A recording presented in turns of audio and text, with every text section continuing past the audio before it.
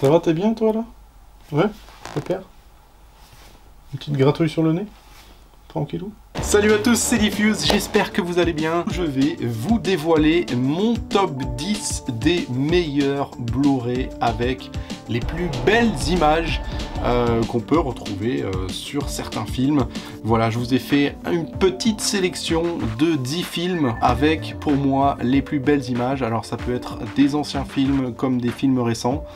Mais vraiment, c'est des films qui m'ont marqué. Je parle pas de la partie son, c'est vraiment que la partie image. On va pas rentrer dans la technique, on va rester très large, très subjectif. C'est mon avis personnel, je le répète encore une fois. Mais voilà, on va pas s'attarder à quel format, si c'est du 4K, si c'est du Dolby Vision, si c'est de l'HDR10, si c'est du cinémascope, bref. On s'en fiche, le principal, c'est les sensations. On commence le classement avec, en 10e position, Godzilla vs Kong.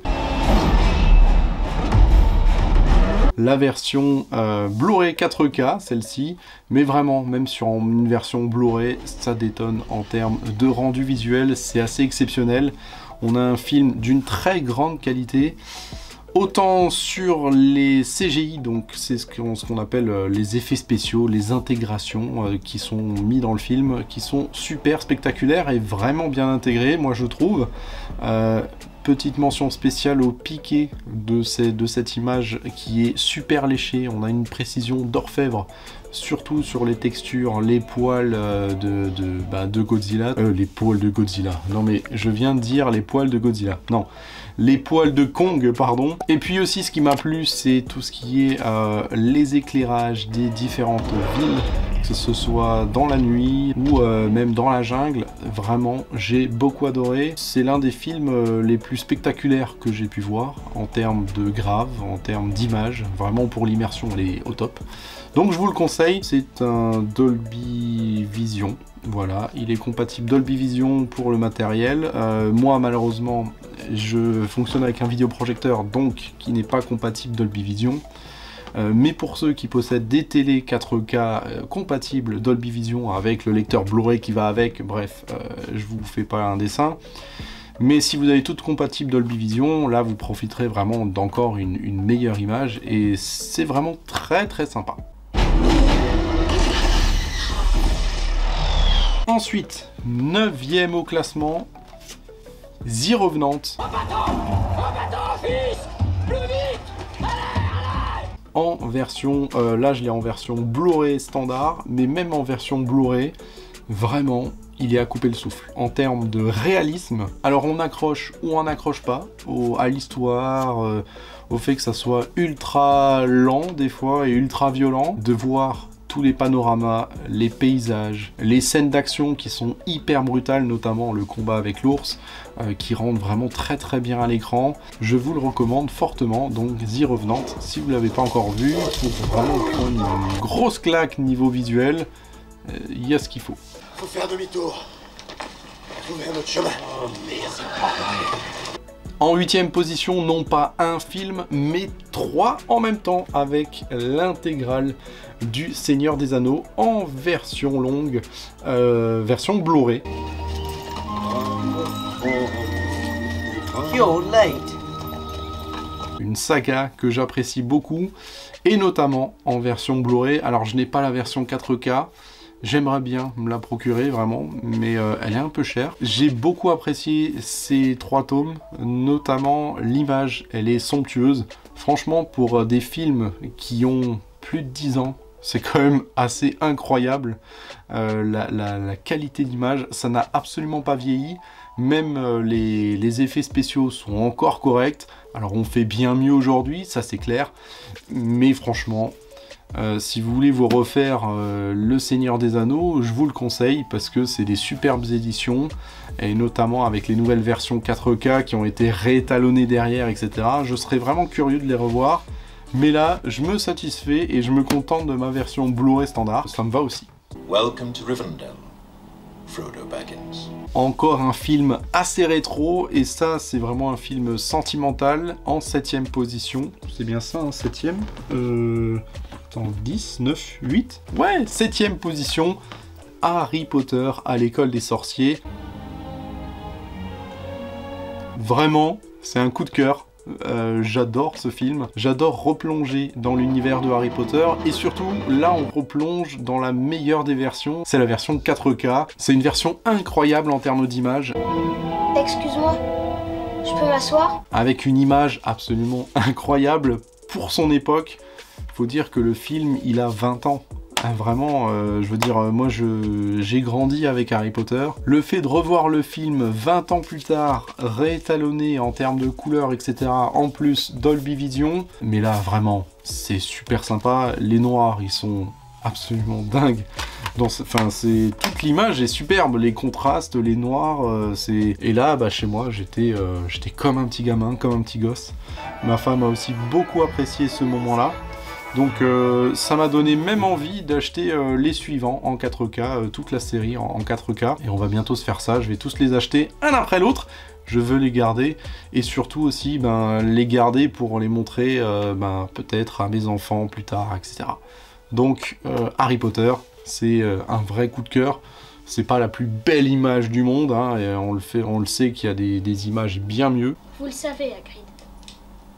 J'en suis sûre. Mais c'est un vrai coup de cœur pour ceux qui veulent redécouvrir le film et qui sont des années 90 comme moi et qui ont grandi avec, ou même les nouveaux qui sont jeunes, voilà, les nouveaux qui veulent découvrir Harry Potter. Je vous le conseille dans cette version en Blu-ray 4K parce que vraiment là, ils ont fait du très très bon taf. Vous êtes vachement doué. Oh, merci pour ce compliment, monsieur Weasley. Pour le numéro 6 du classement, on change totalement d'univers. On va chez Marvel avec le dernier Doctor Strange, Multiverse of Madness. On se connaît tous les deux?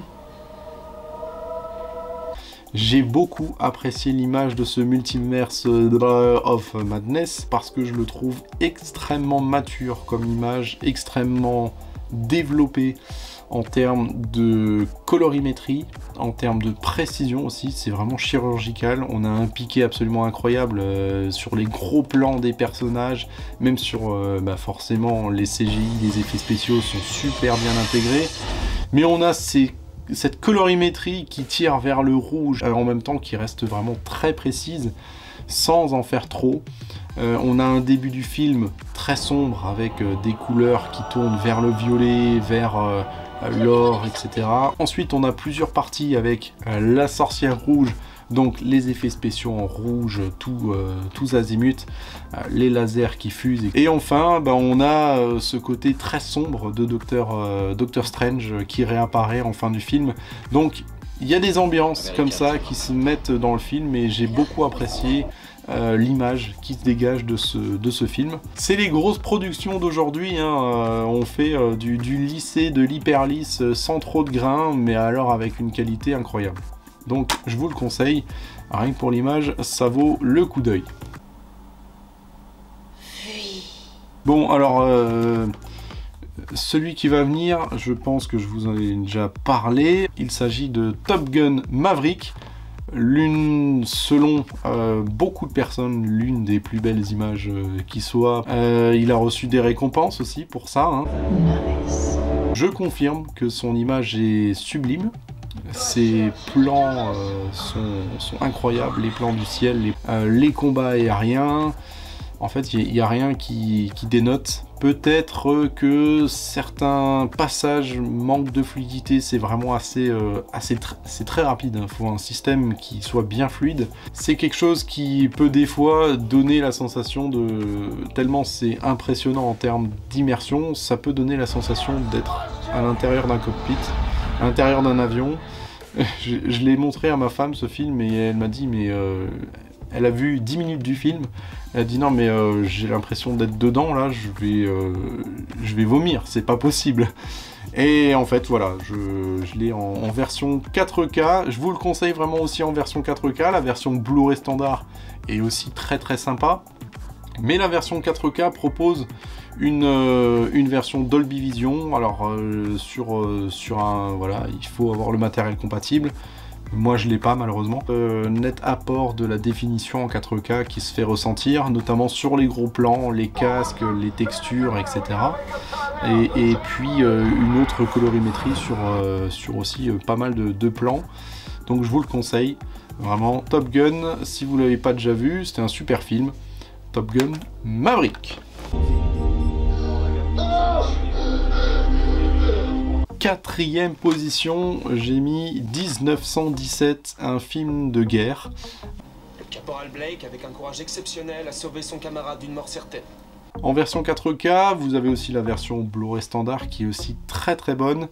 Mais là, on est sur un Blu-ray typiquement, je dirais, un Blu-ray de démo. Je l'utilise très souvent pour impressionner les gens, pour montrer la capacité d'un matériel, d'un vidéoprojecteur, d'un écran, d'une télé, bref. Vraiment, c'est un super Blu-ray parce qu'il y a autant des images très réalistes. C'est un film assez spécial, c'est qu'il est filmé en plan séquence. C'est-à-dire que vous suivez l'action en temps réel de deux personnages. Les 2 heures de film, c'est 2 heures avec les protagonistes. Bref, tout ça pour dire que l'image, elle est excellente, elle est très très crue en termes de réalisme. C'est assez incroyable. On est plongé dedans et c'est justement l'ambiance qu'on veut. C'est d'être à côté d'eux et de les suivre. En fait, on n'est pas 2 personnes dans le film, on est 3, parce que vous y êtes aussi. Et puis, les noirs dans ce film sont absolument incroyables. J'ai détesté. Il y a une scène notamment où un personnage traverse dans la pénombre un village, et en fait le village est éclairé par des fusées éclairantes, et franchement, cette scène-là, elle est impressionnante. Parce que on a énormément de détails et de luminosité et en même temps la pénombre. C'était un très très bon film, moi j'ai beaucoup apprécié. Et il y a de la technique derrière, on sent qu'il y a du travail en termes de mise en scène, en termes de plan, en termes de colorimétrie, de lumière, de jeu de lumière. Donc là, 1917, je valide, et notamment aussi pour tout ce qui est HDR, qui marche très très bien là-dessus, notamment sur les flammes, les explosions et tout ça. Je me demande ce qu'ils ont vu. Alors, ensuite, l'une de mes plus grosses claques de l'année 2022, il s'agit de Dune.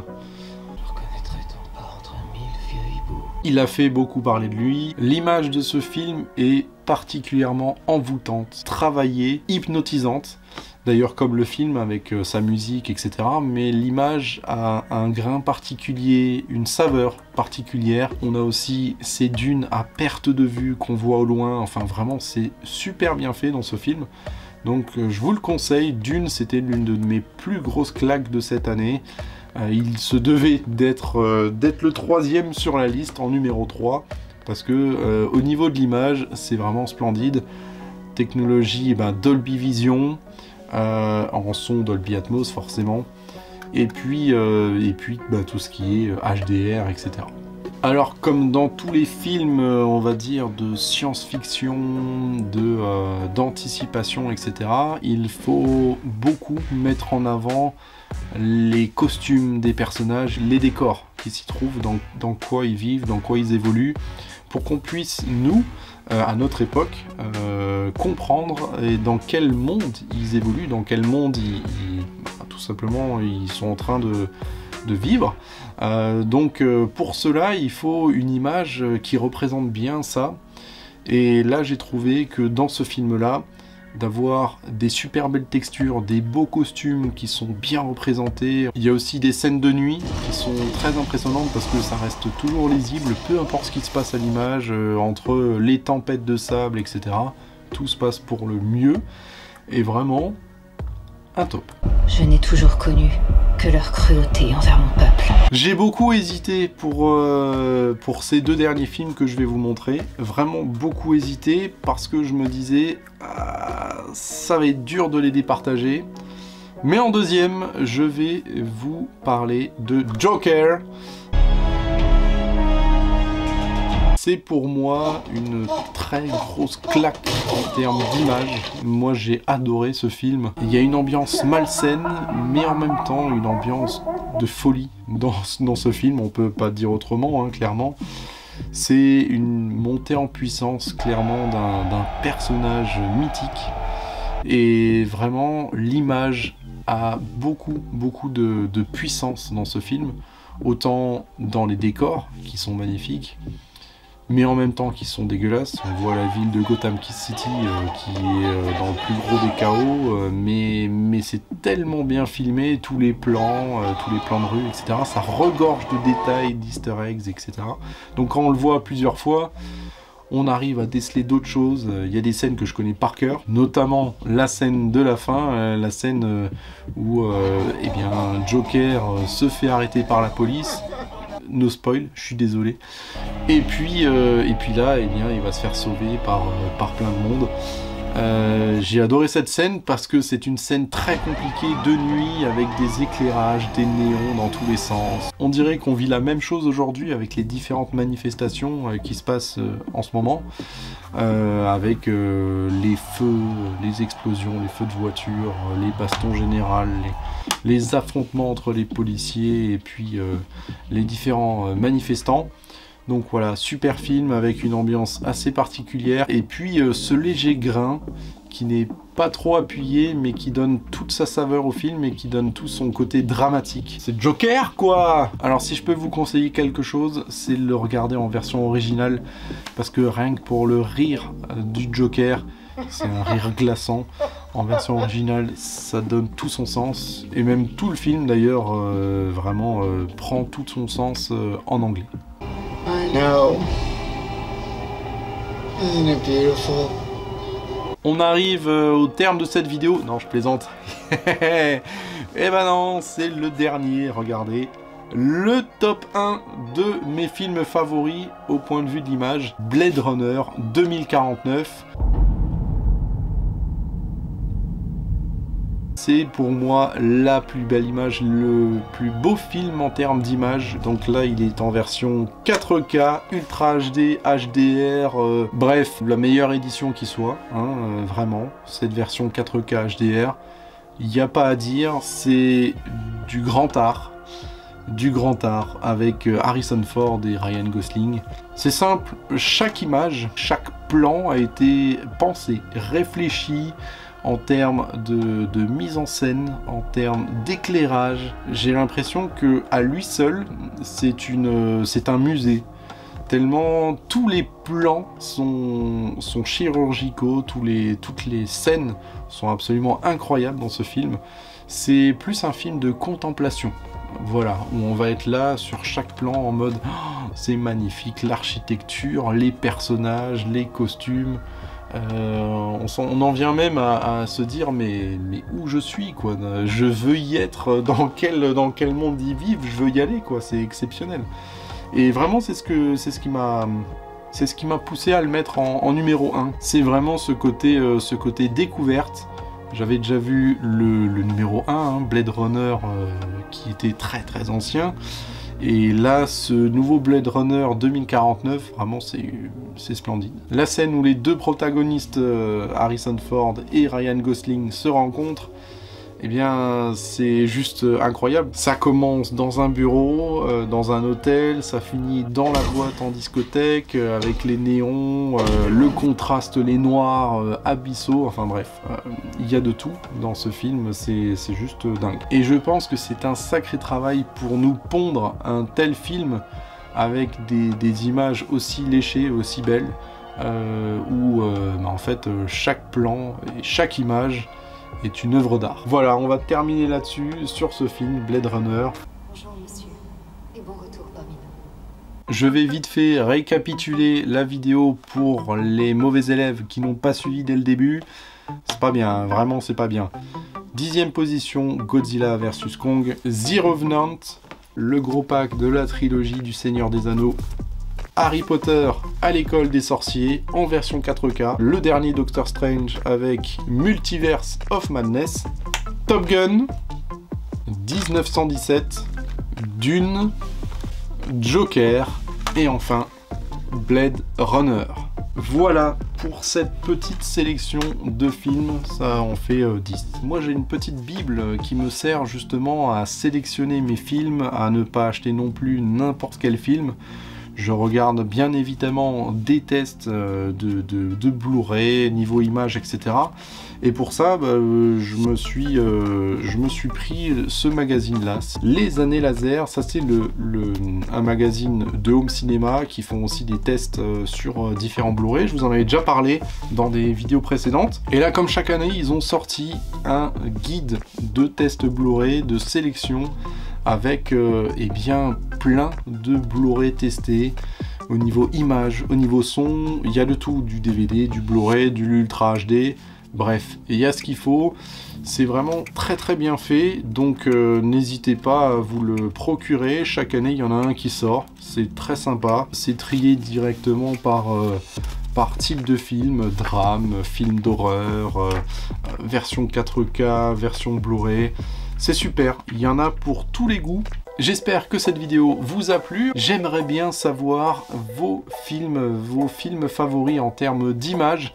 Alors n'hésitez pas dans les commentaires à me marquer vos titres favoris pour que, voilà, je suis curieux de vos impressions. Et je suis curieux aussi de découvrir toujours des nouvelles galettes parce que j'ai pas tout vu. Donc voilà, ça m'intéresse beaucoup d'avoir votre retour. Avant de fermer cette vidéo, n'hésitez pas à vous abonner si c'est pas déjà fait. Avec un petit like, ça ferait vraiment très plaisir, c'est super important pour moi. On se retrouve très prochainement pour un nouveau top, pour une nouvelle vidéo sur le cinéma, le home cinéma et tutti quanti. En attendant, moi je vais un petit peu bouquiner pour trouver d'autres films à regarder et puis peut-être des gros coups de cœur pour vous faire d'autres vidéos. Portez-vous bien, à la prochaine. Salut Bissam!